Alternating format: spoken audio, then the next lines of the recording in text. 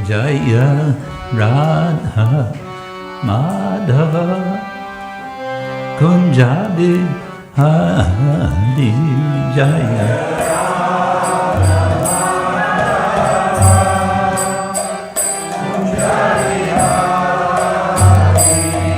Jaya Radha Madhava Kunja-bihari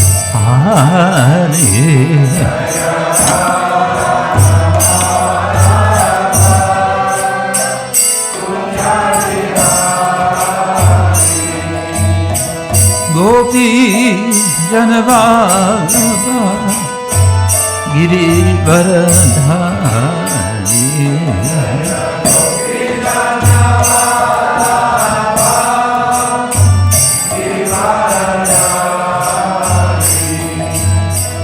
Gopi-janavallabha Girivaradhari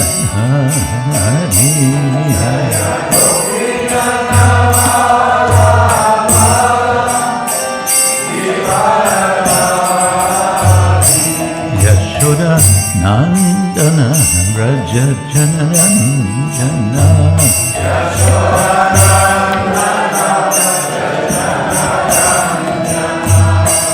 Yashoda Nandana Raja Janaranjana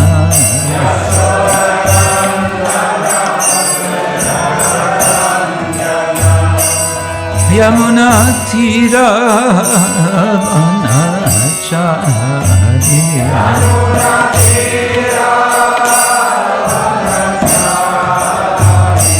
Yamuna Tira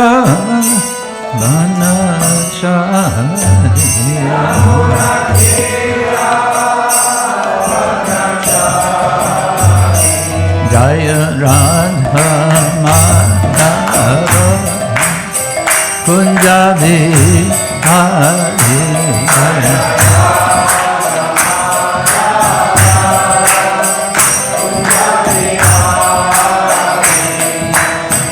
Gopi-janavallabha Girivaradhari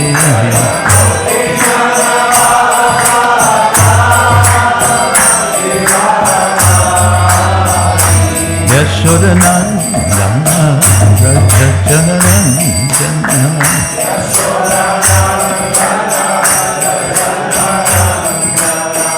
Yashodanandana Raja Janaranjana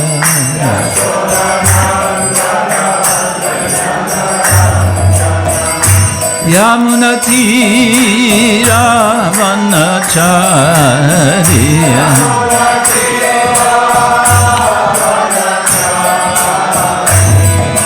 Hare Krishna Hare Krishna Krishna Krishna Hare Hare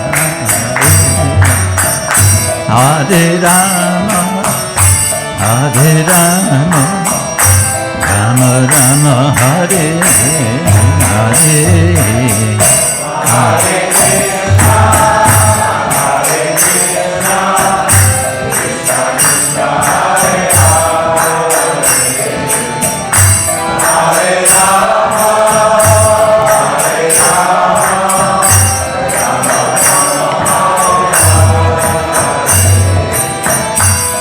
Hare Krishna, Hare Krishna, Krishna Krishna, Hare Hare, Hare Rama, Hare Rama, Rama Rama, Hare Hare.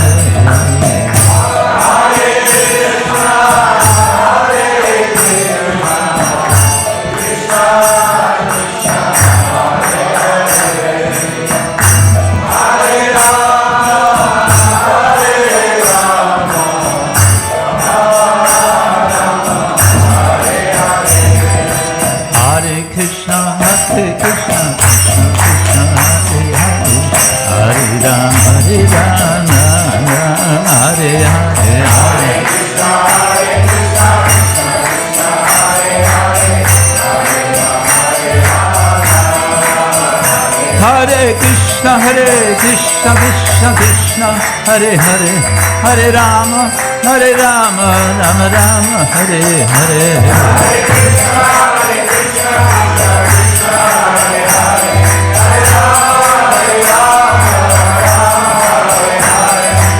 Rama, Hare Krishna, Krishna Krishna, Hare Hare, Hare Rama, Rama Rama, Hare Hare.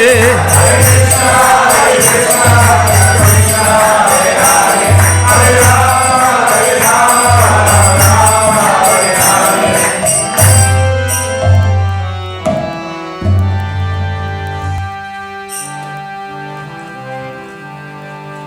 Srila Prabhupada ki jai, Ananta Koti Vaishnava Vrinda ki jai,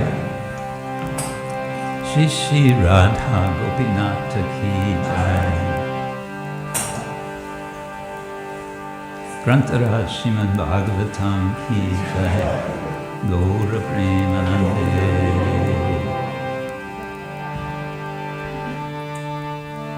Om Ajnana-timirandasya Anjana Shalakaya Chakshurunmilitam Yena Tasmai Shri Gurave Namaha. Shri Chaitanya Manobishtam Sthapitam Yena Bhutale Swayam Rupa Kadamayan Dadati Swakarantikam Vandeham Shri Guru Shri Yuttavara-kamalam Shri Gurun Vaishnavanscha Shri Rupam Sagajatam Sahagana Raghunatam Vitam Tam Sajivam Sadvaitam Savadutam Parijana Sahitam Krishna Chaitanya Devam Shri Radha Krishna Padam Sahagana Lalita Shri Vishakhanvitam Nama Om Vishnupadaya Krishna Prestaya Bhutale Shrimate Bhaktivedanta Swami Niti Namane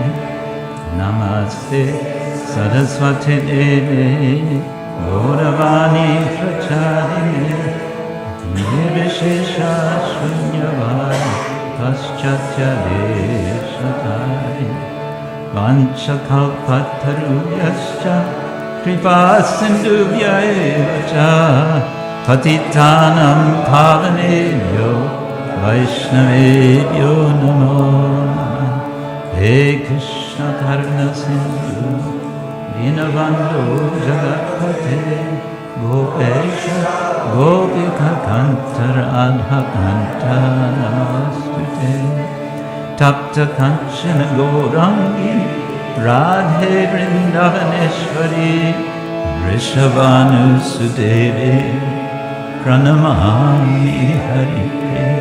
Jai Shri Krishna Chaitanya Prabhu Nityananda Shri Advaita Gadadhar Shivasari Gaura Bhaktavinda. Hare Krishna Krishna Krishna Hare Hare, Hare Rama Rama Rama Hare Hare. Om Namo Bhagavate Vasudevaya.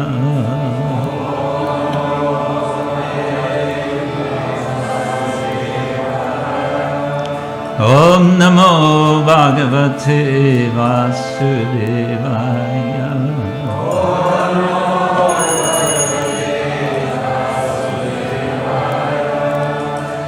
Om Namo Bhagavate Vasudevaya.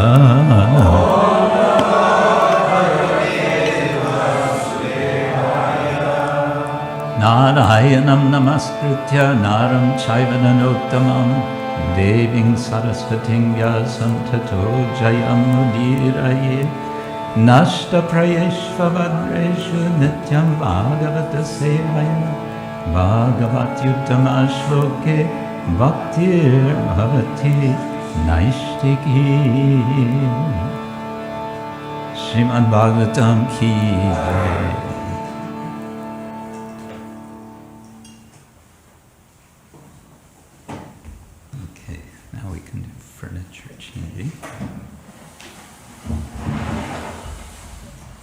Okay, thank you. So, good morning, everyone. No? Morning. Good morning. Good morning. It is. It's a sunny morning.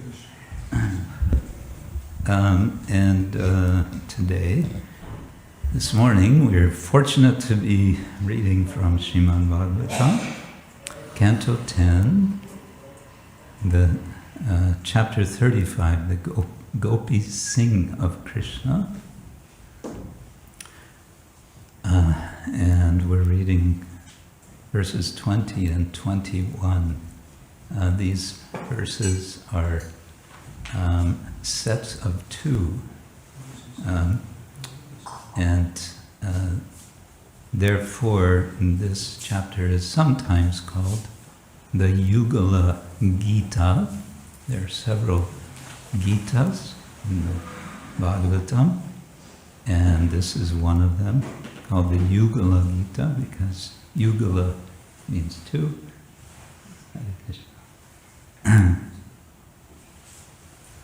And this is a particular type of Trishtu meter, which is kind of special. The Bhagavatam has some 25 different Sanskrit meters. The variety comes especially in the 10th canto, and this is one of them. And this one is it's quite musical, I would say.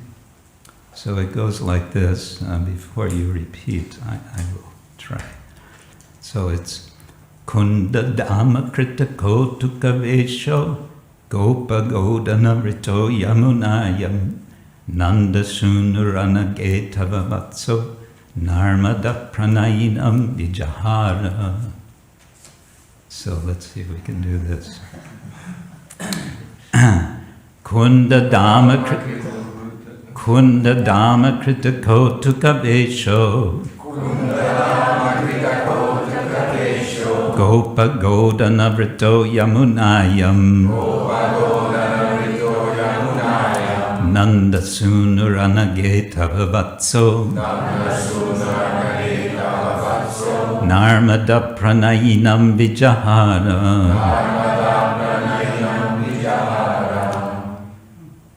Others? Kunda-dāma-kṛta-kautuka-veṣo, Dāma-kṛta-kautuka-veṣo, gopa-godhana-vṛto yamunāyām, nanda-sūnur anaghe tava vatso, nanda-sūnur anaghe tava vatso, narma-daḥ praṇayiṇāṁ vijahāra, narma-daḥ praṇayiṇāṁ vijahāra. Kunda-dāma-kṛta-kautuka-veṣo, gopa-godhana-vṛto yamunāyām, nanda-sūnur anaghe tava vatso, narma-daḥ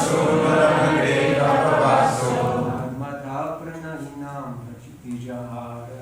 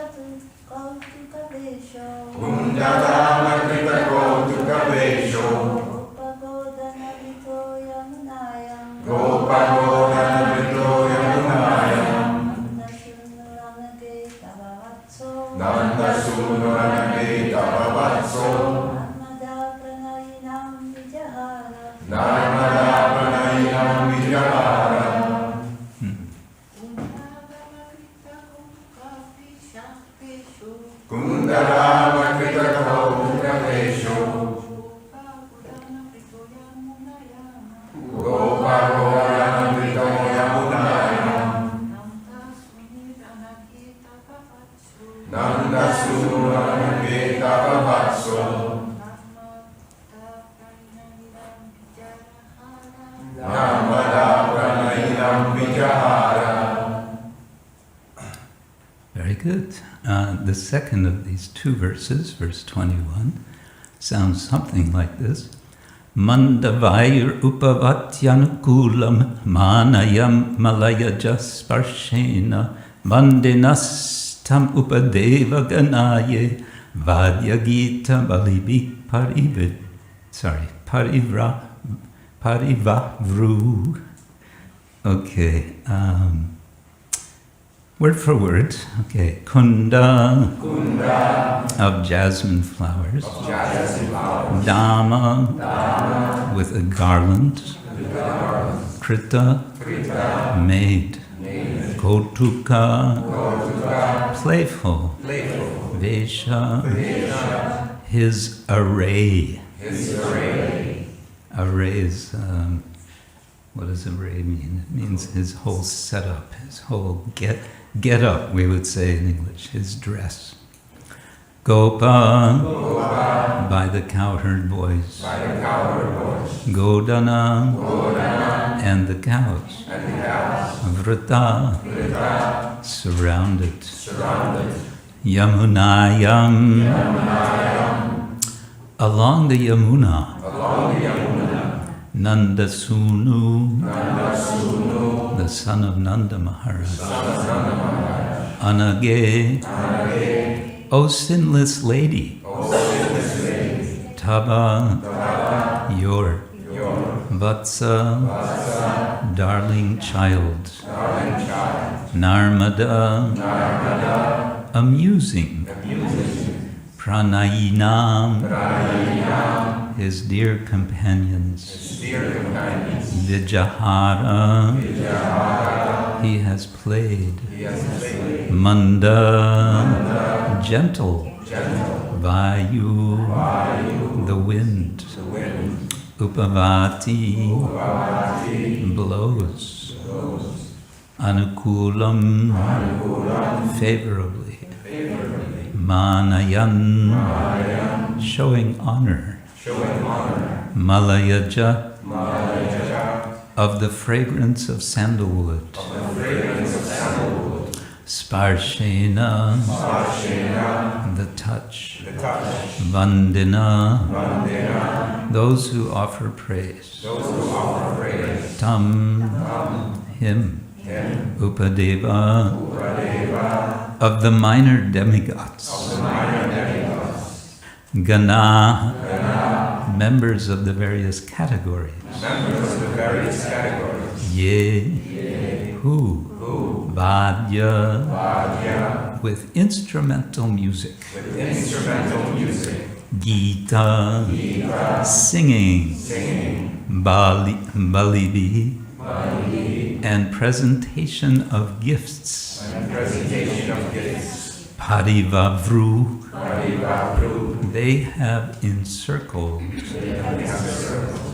Translation and purport by the disciples, the followers of His Divine Grace, A.C. Bhaktivedanta Swami, Srila Prabhupada ki jai. Let's see. Yeah, that's good. Translation.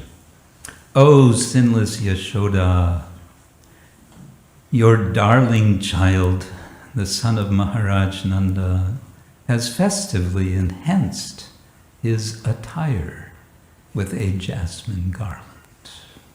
And he is now playing along the Yamuna in the company of the cows and cowherd boys, amusing his dear companions. The gentle breeze honors him with its soothing fragrance of sandalwood, while the various upadevas, standing on all sides like panegyrists, offer their music, singing, and gifts of tribute. You all know what a panegyrist is? Yes. I asked if you all know.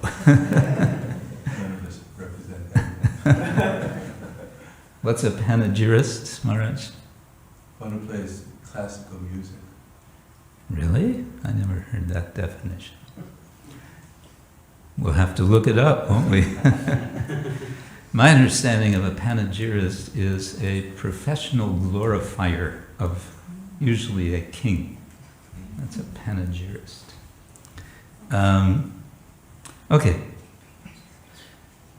So, and we have a short purport, which is very much summarizing from previous Acharya's comments. And so what I want to do is read those full comments. But the purport says, Srila Jiva Goswami explains that the gopis are again in the courtyard of Mother Yashoda, the queen of Vraja.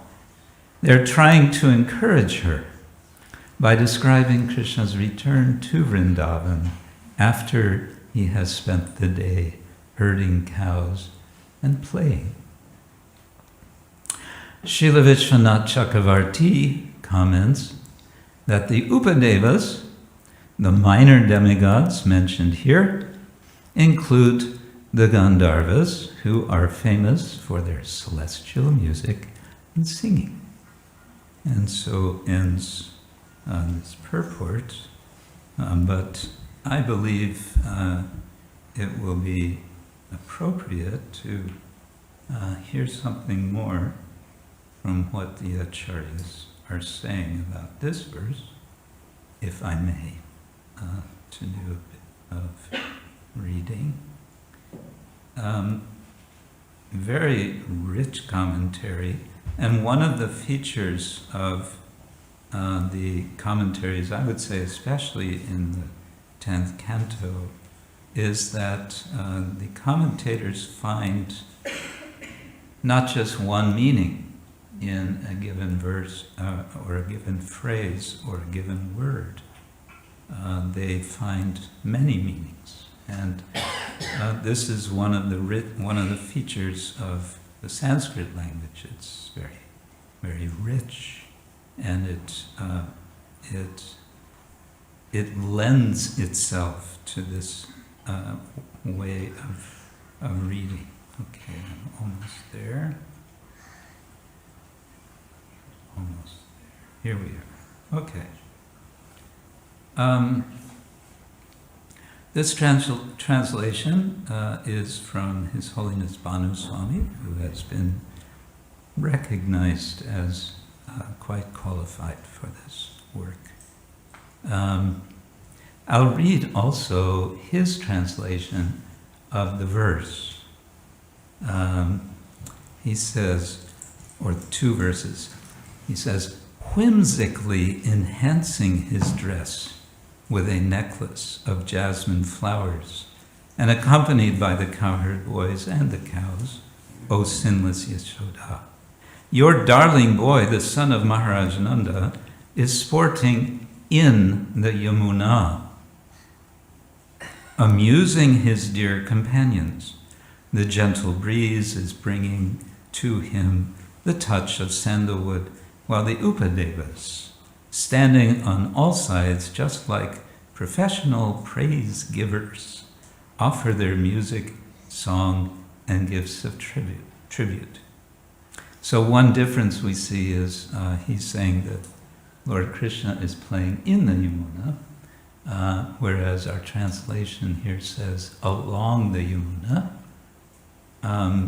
Yamunāyām would suggest with the locative in the Yamuna, so he's following that sense.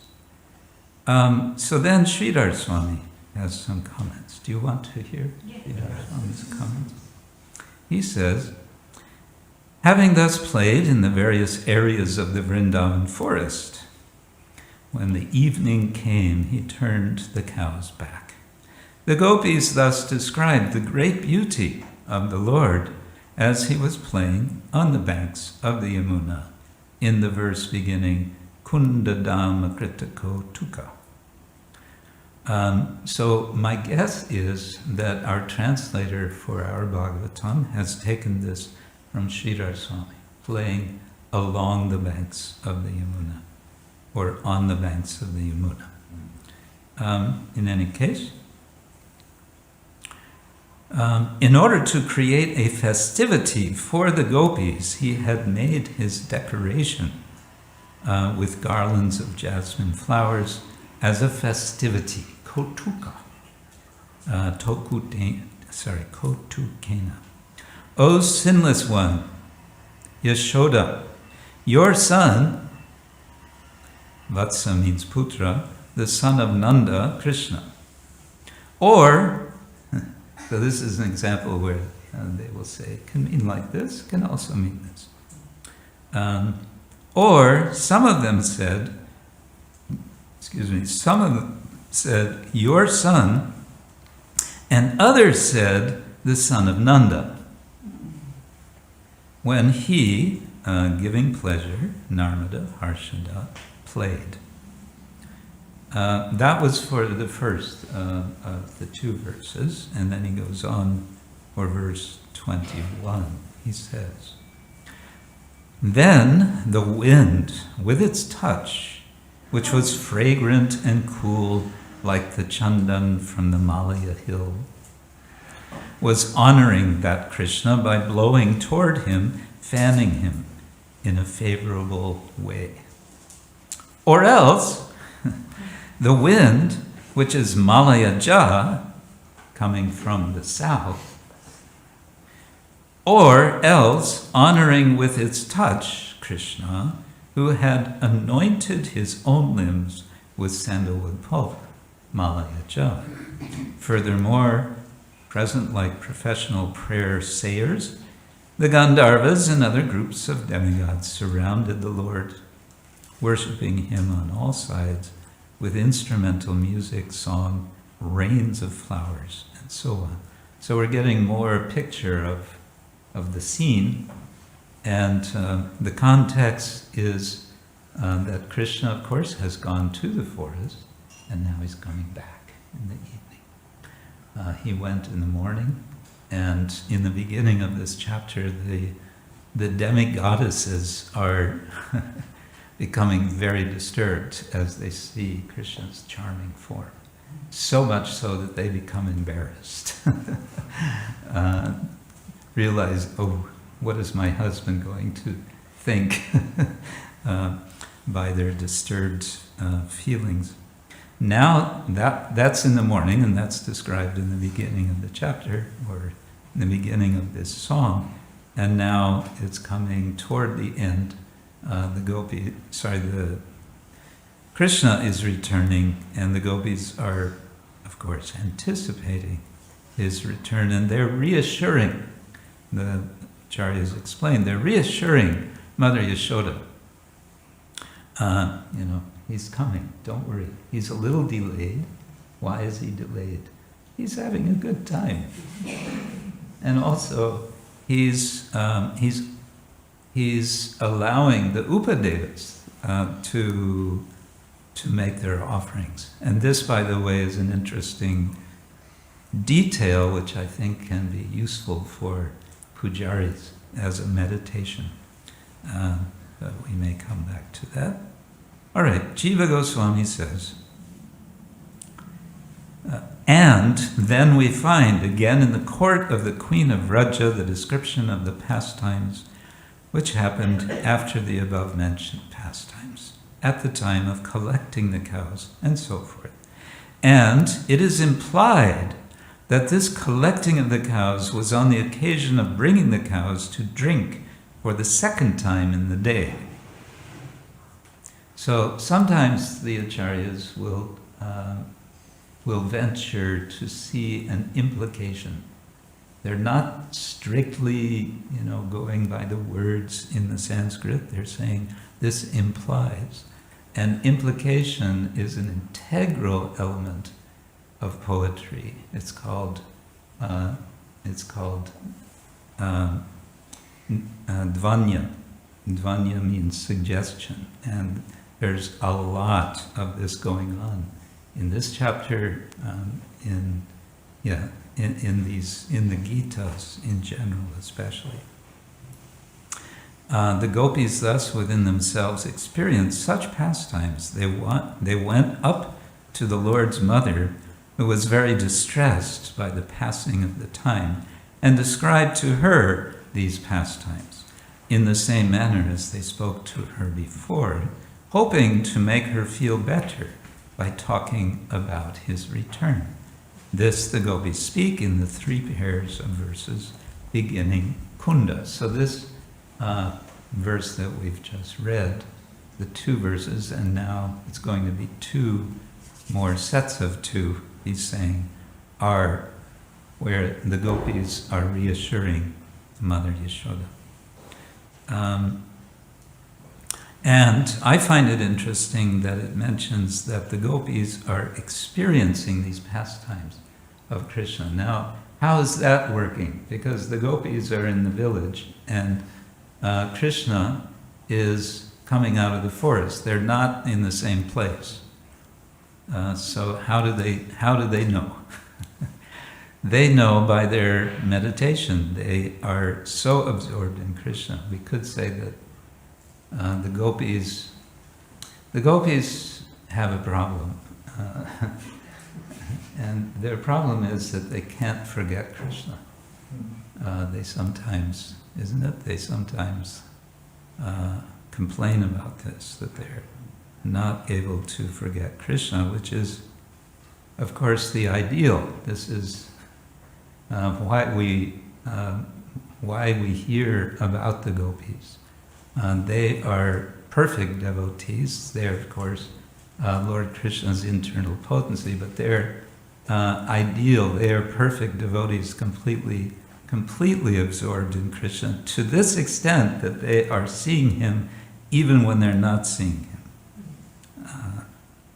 Thus, they try to pacify her by demonstrating that his pastimes give pleasure to everyone, and that they can give everyone the pleasure of rendering devotional service unto him. In this way, they explain to her the reason why he is late in the 2 verses beginning kunda. He played in the Yamuna, indicates that after enjoying his bath in her water, he sportingly played on her shore. Okay, so Sridhar Swami is saying, next to the Yamuna, he's playing. Jiva Goswami is saying, well, he played in the Yamuna and then he got out and he continued playing. So it's not a conflict. It's we can say an elaboration. Regarding verse 21, Jiva Goswami says, by the words kunda and manda, referring to the wind, we can ascertain that this is the month of Kartik. This is so because we do not find jasmine flowers in the spring, and because the wind is harsh in the late autumn and winter seasons. So the word manda means soft. It can mean slow, but here you can say soft, a gentle wind. All right, that was Jiva Goswami. Do you want to hear what Vishwanath Chakravarti Thakur says? Where does this all come from? This is translations that, Bhanu Swami made several years ago, I think. Then, going to the house of the Queen of Raja. Okay, this is Vishwanath saying, going to the house of the Queen of Raja in the afternoon, the cowherd girls console her, who is disturbed by her son's delay in returning, by telling her the reason for his delay in the verse beginning kunda-dāma. Sri Vaishnava Toshani states that this is a passage consisting of 3 pairs of verses together. Vaishnava Toshani, now I'm not sure if this is Sanatana Goswami or Jiva, passing along the Yamuna and bathing in her to relieve himself of fatigue, and then sitting down on her shore when he put on garments meant for creating wonderment, kautuka, with the idea of giving pleasure to his own relatives and friends who were waiting to meet him with great eagerness. He was playing in the water with his foot. Now, okay, he says vijahāra means pada-viharanam chakara. Well, it's a compound, and therefore it could mean feet, not just foot. There's a technical reason for that, but it can mean feet. So he puts it, not just one foot. Why would he put one foot in the water? Maybe. And at that time, a gentle breeze blew. Such is the proper sequence of the words. So he's explaining, because the way Sanskrit works, you can put the words in any order, because it can be understood by the grammatical inflections. But he's putting them into the order that they would be read. He goes on to say, he both breaks, jati, and bestows, dadati, the narma, or mutual laughing and joking of his young companions. Praṇayiṇāṁ. The address, O sinless one, implies, quote, you have no sinful reactions, speaking to Mother Yashoda, either from the distant past or recent, by which your son would suffer evil. So why are you in anxiety that simply because he's a little late, he must have suffered some evil at the hands of demons or others? So just as this address, anaghe, oh, you who are sinless, so much meaning is there. After all, he's the son of Nanda Mahārāja, who is famous as the crest jewel of all pious men. And he, the Lord, is the darling, the son who is the receiver of greatest affection of Yashoda, who is famous as the most pious, mahapunya yashashvitvena. In this material world, it is because of the bad fortune of the mother and father that a child suffers evil, so therefore no evil can possibly befall Krishna. So the gopis want to reassure Mother Yashoda, so that's going on in these verses. He continues, we know the cause of his being late, because we have heard it from the mouths of the young children, so please hear this from us. So we can picture the scene also. There were Krishna and his cowherd friends. They were a bit older. And then there would have been little boys who would have been tagging along. And they would see everything. And because they are the way they are, they'll go running ahead. And they'll tell everything, to the gopis. So they're saying, we have heard this. The wind, which has acquired its fine fragrance and its coolness by having touched the sandalwood tree, which grows on the Malaya hill, and thus, by both these qualities, has become unable to move quickly. This wind is honoring Krishna by blowing in a favorable way. Also, the minor demigods, the Gandharvas and others who are the givers of praise, have surrounded him, exhibiting each their own expertise with their musical performance and so forth.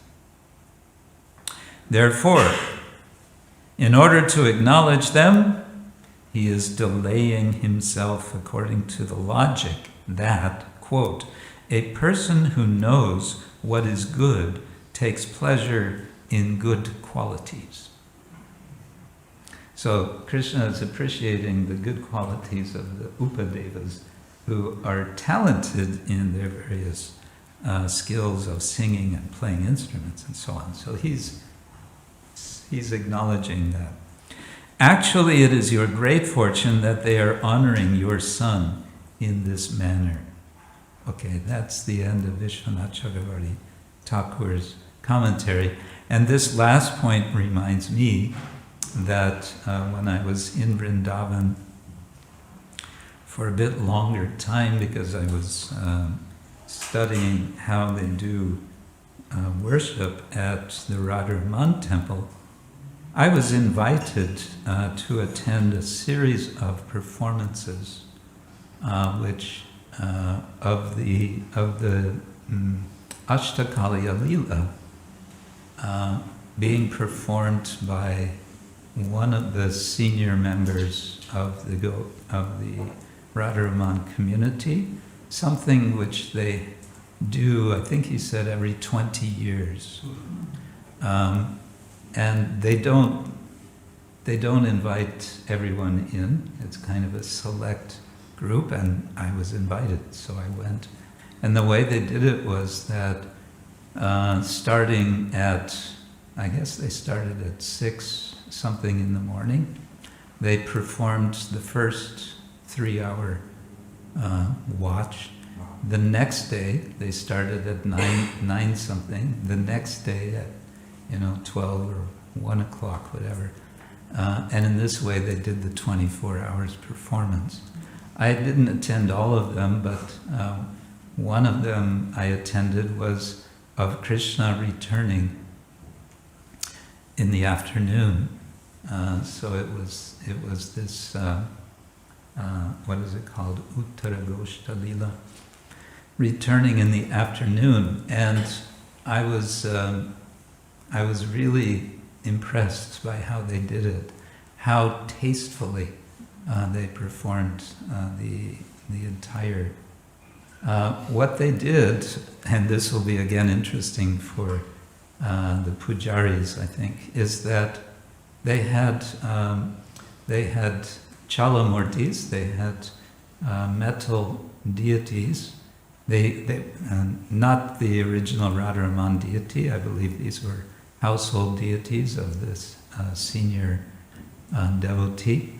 They had Krishna and Balaram, and they had Radha Krishna, and they would, everything in extreme slow motion, they would move the deities from one place to another, and all of the time is going on very beautiful music, live music from one very expert group of kirtaniyas, very sweet Brajabhasha language, and they would be describing what's going on during the Leela, and there were some humorous exchanges sometimes where the musicians would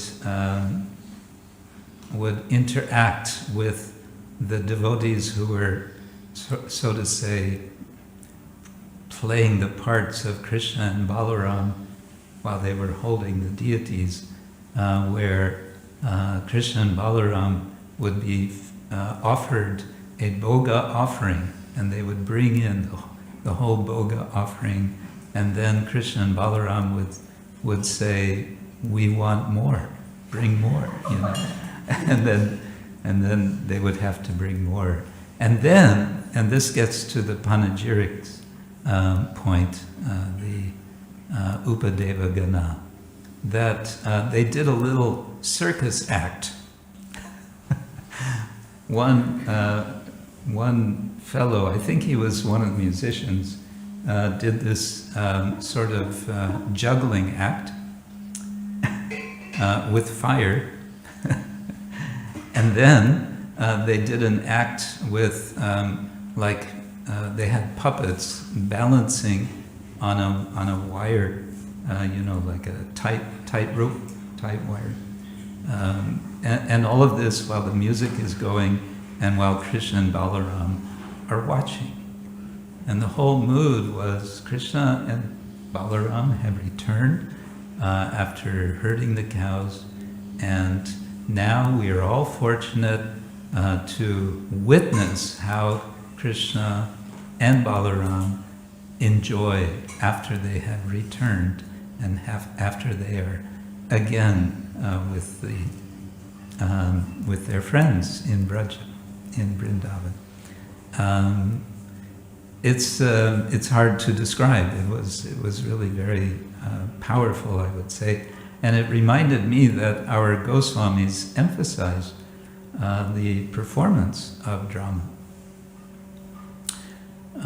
and the idea of rasa is, you can say, packed up with the idea of performance. There's poetry and there's drama, and rasa is experience where drama is performed. So the Goswamis, not only the Goswamis, Chaitanya Mahaprabhu himself, as described in quite some detail in the Chaitanya Bhagavata, would perform dramas. And when you read those descriptions of the dramas, you wonder, okay, so what was the plot? They don't seem to be describing so much a plot as expressing a particular mood, displaying a particular identity. Lord Chaitanya appears on stage as Lakshmi Devi and Rukmini Devi, and he is so well disguised, it said, that even Mother Sachi could not recognize him. Who cannot recognize one's son if the mother cannot recognize?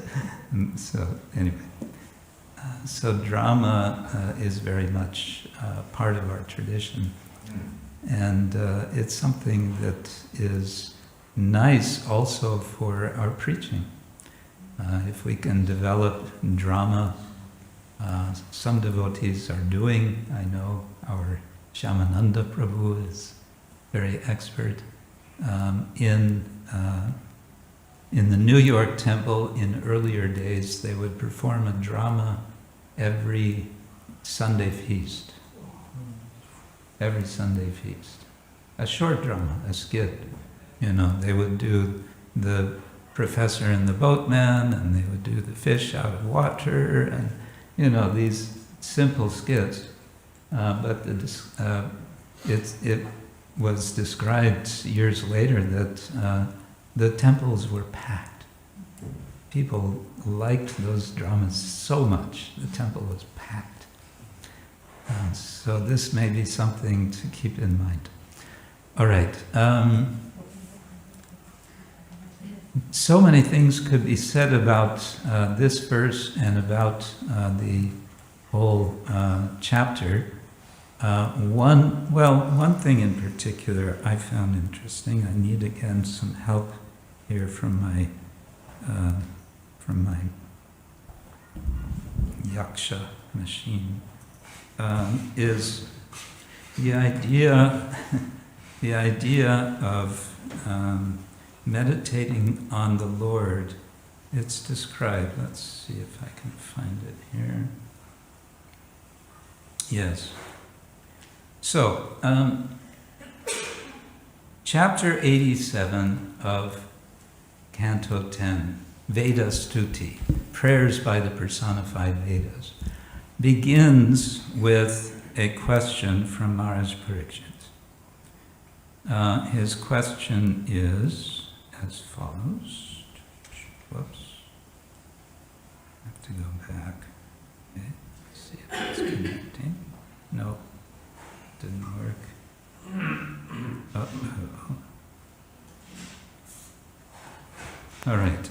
Anyway, his question to Shukadeva Goswami is, how is it possible for the Vedas to describe the absolute truth, since the Vedas are concerned with the matters of this world and of the three modes of material nature? How is this possible? And the answer is the rest of the chapter. Except that, if you kind of look carefully at the rest of the chapter, you may find yourself wondering, well, how is he actually answering the question?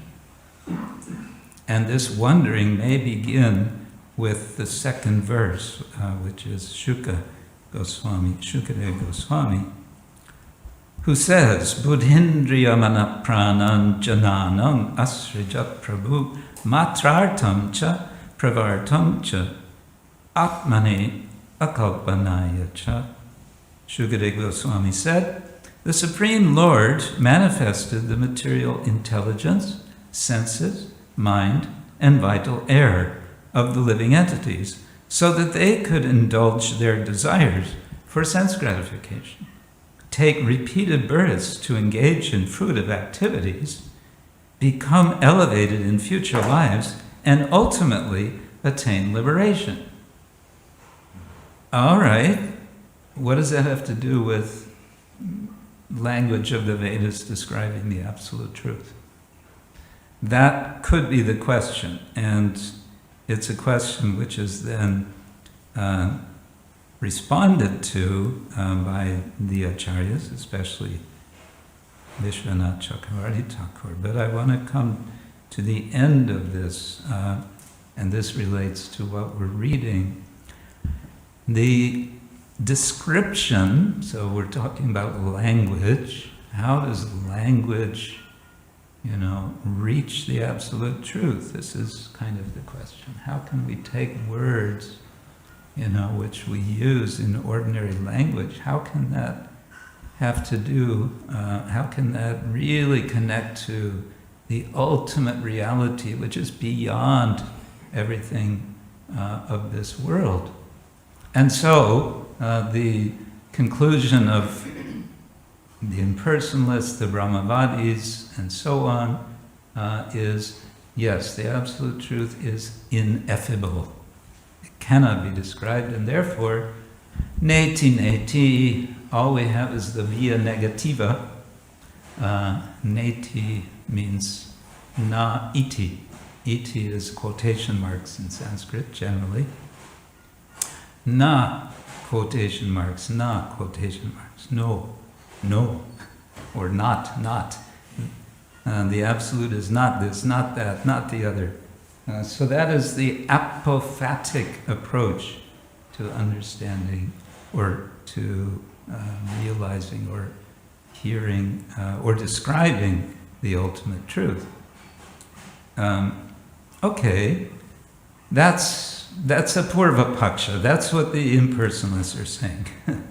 But the Veda Stuti is arguing that now we're going to praise the Lord. And here's how we do it. And sometimes, they say in the first of their verses, sometimes by the grace of the Lord, we, the Vedas, can perceive you, the Lord. But now, at the end of the explanation of verse number 2, I believe it's Vishwanath Chakravarti who quotes from the Gopal Tapani Upanishad. Do you want to hear what he quotes? Please. Satpundarika nayanam meghavam vaidyutambaram dvibhujam maunamudradyam vanamalinam ishvaram.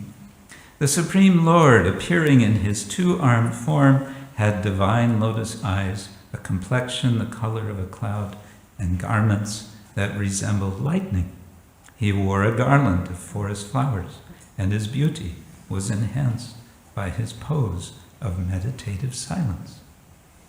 Okay, that's nice, but now let's just consider. Have you ever experienced the difficulty to describe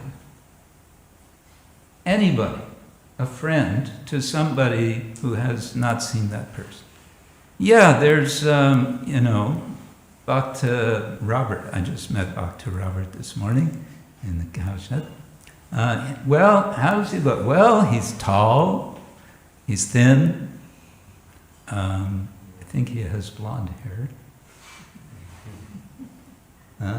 And what more can I say about it? I can't really, he has a pleasant nature, I would say, that's my impression.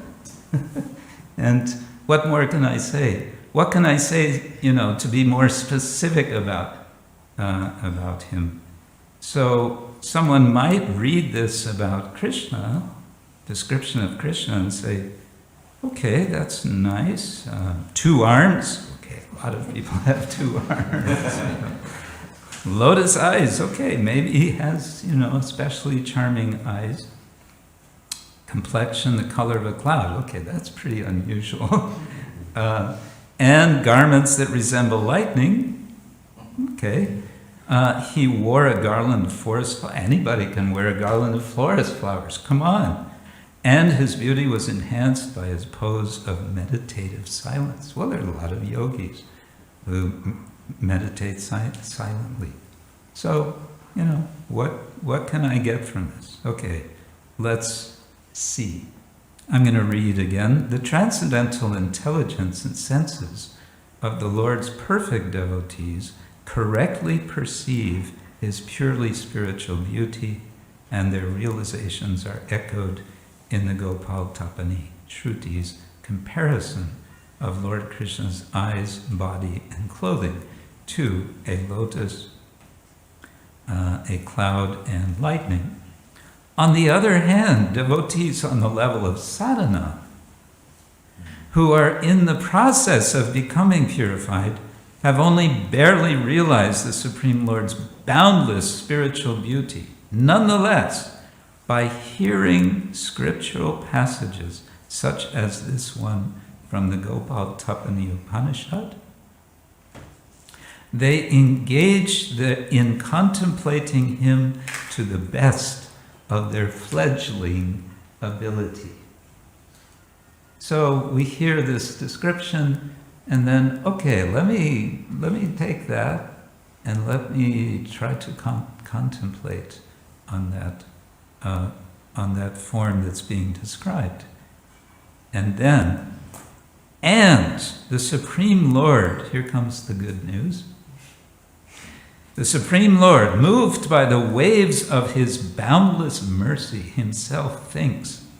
Now you get to hear what the Lord thinks. Do you want to hear what the Lord thinks? He says, these devotees are meditating on me. When their devotion matures, then the Lord draws them to his feet to engage in his intimate service. Thus it is concluded that the Vedas have access to the personal identity of the Supreme only by his mercy.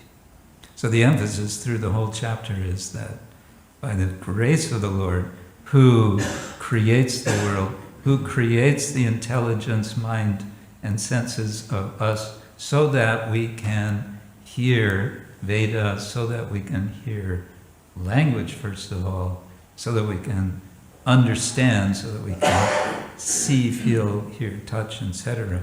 By the grace of the Lord, it becomes possible to be drawn to the lotus feet of the Lord, to be engaged in his service by making this effort of contemplating these words. So that's what we can do with this chapter. We can make an effort to contemplate what is being described.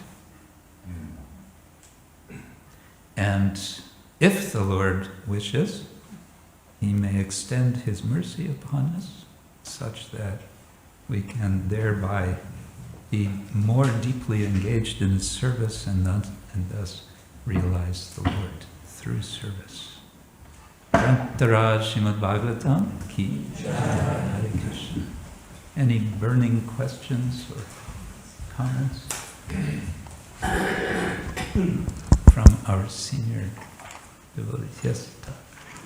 There was this question brought up from the prayers of the personified Vedas, how you can reach by language and by the spoken by material body, the transcendence. But question is, does this not apply also to matter? How can you perceive matter? Yes, this question comes up. How do we even describe the color blue to someone blind? How do we describe an emotion? How can we... Yeah, so many things. The limits of language we realize already, we easily experience in this world, and also the issue is raised by some philosophers that how can you describe something that's unique? So if the absolute truth is unique, there's only one absolute truth. And language is involved with categories and classes and qualities.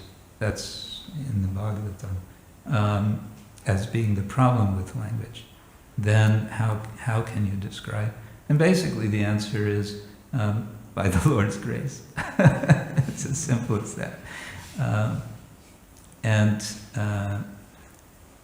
If he can, it's a case of kaimutya nyaya. Kaimutya nyaya, kaimutya nyaya. It's kim uta, what to speak of logic. If this is possible, then why shouldn't this be possible? It's very common. It's a fortiori in Latin, a fortiori argument. If such is possible, then this must also be possible. So if the Lord can create a world, He can create a language, He can also make it possible for those whom He blesses to comprehend Him through language. And we may want to say, I guess it is appropriate to say, most especially in this age, He makes Himself accessible through language. How? In the form of His holy name. Abhinatva namanamino. We can realize the Lord through His name. Krishna's mercy. Is that okay? I just want to mention one example. It was from prominent thinker in Europe. He came to a point where he, by his research, found out that all what he has found was given.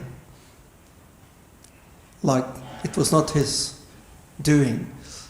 So that means he understood, and then completely changed the whole, that he gave up the project because he's not to do, he's not, it's, okay, it wasn't a clear concept that this came from Krishna, but at least that it was a gift, whatever he could think.